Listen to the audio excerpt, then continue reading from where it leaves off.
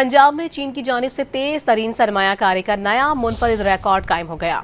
चीन के बड़े टेक्सटाइल कारोबारी इदारों में शामिल चैलेंज टेक्सटाइल ग्रुप पंजाब में $150 मिलियन सरमाया कारी करेगा।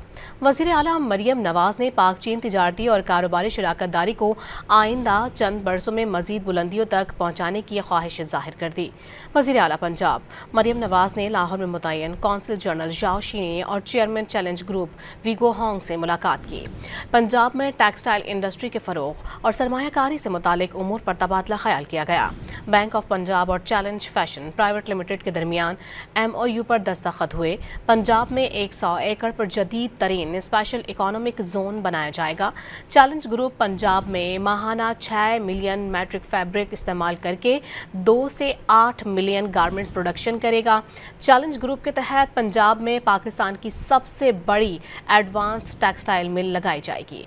प्रोजेक्ट से सालाना $100 मिलियन से ज़ायद बरामदात मुतवक्के हैं।